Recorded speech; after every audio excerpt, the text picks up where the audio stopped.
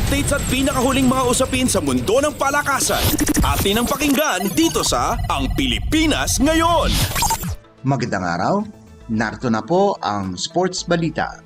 Nakapagtala ng panibagong career high na 51 puntos si resident import Justin Brownlee para tulungan ang Barangay Ginebra na talunin ang San Miguel Beermen 108-102 sa PBA Season 49 Governors Cup na ginanap sa Smart Araneta Coliseum. Bukod sa puntos, sahog pa ng Gilas Pilipinas naturalized player ang 13 rebounds, 6 na steals at 5 assists. Dahil dito, mayroon ng isang panalo at isang talo ang Gins sa Group B habang ang Beermen ay nakuha ang unang talo sa loob ng 3 laro. Nakakuha naman ng tulong si Brownlee kina Japeth Aguilar na nagtapos ng may 21 puntos at ang rookie player na si RJ Abarientos na nakalikom ng 13 puntos. Sa unang laro, nagpasiklab si Scotty Hobson ng 32 puntos kasama na ang game-winning 4-point shot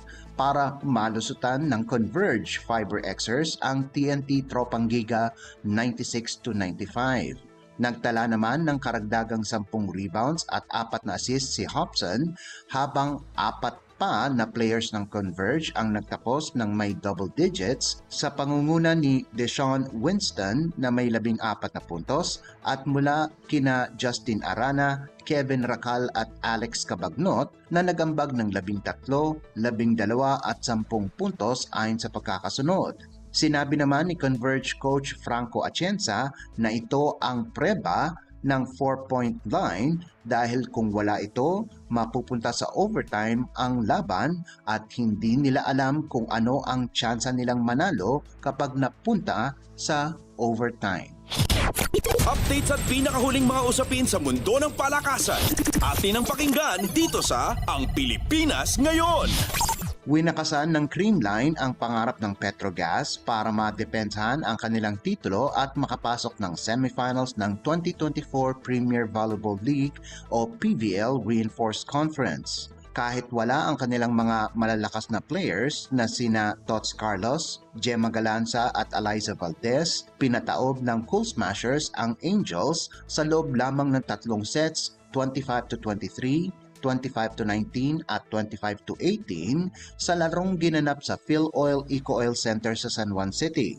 Simula pa noong 2017 nang huling hindi nakapasok ang Creamline sa Final Four at pinatunayan nila na sila ang koponan na dapat huwag baliwalain kahit hindi naglaro ang kanilang star players. Nanguna muli si import Erica Staunton sa opensa sa nalikom nitong 19 na puntos mula sa 16 na attacks at 3 blocks habang sina Bernadette Pons at Michelle Gumabaw ay nagbigay ng suporta sa nagawa nilang 16 at 11 puntos ayon sa pagkakasunod. Sa kabilang panig, nagtapos si All-Filipino Conference Most Valuable Player Brooke Van Sickle at import Wilma Salas ng kaparehong 18 puntos. Kailangang manalo ng Creamline laban sa Signal HD Spikers na una nang nanalo laban sa Cherry Tigo 25-23, 25-27, 15-25, 25-18 at 15-9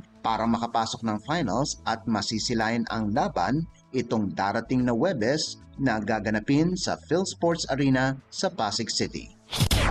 Updates at pinakahuling mga usapin sa mundo ng palakasan. Atin ang pakinggan dito sa Ang Pilipinas Ngayon. Sasabak na ang mga Pinoy para-athletes sa pagsisimula ng 2024 Paralympic Games sa Paris, France. Pangungunahan ni na swimmer Ernie Gawilan at para-archer Agustina Bantilok ang Team Philippines kung saan sila ang magsisilbing flag bearers ng bansa sa opening ceremony na gaganapin sa Place de la Concorde. Layunin ni Gawilan na makakuha ng medalya pagkatapos itong magwagi ng gintong medalya sa Asian Para Games at sa ASEAN Para Games. Ito ang ikatlong pagkakataon ni Gawilan na lumahok sa Paralympics pagkaraan nitong maglaro sa Rio de Janeiro noong 2016 at Tokyo noong 2021. Kasama ni Gawilan at Bantilok sina swimmer Angel Autumn, wheelchair racer Gerald Mangliwan, javelin thrower Sandy Asusano at taekwondo jin Alain Ganapin. Updates at pinakahuling mga usapin sa mundo ng palakasan. Atin ang pakinggan dito sa Ang Pilipinas Ngayon. At yan ang pinakahuling balita sa larangan ng palakasan. Para sa Radyo Pilipinas World Service, ito po si Leo Magpayo. Magandang araw. Updates at pinakahuling mga usapin sa mundo ng palakasan. Atin ang pakinggan dito sa Ang Pilipinas Ngayon.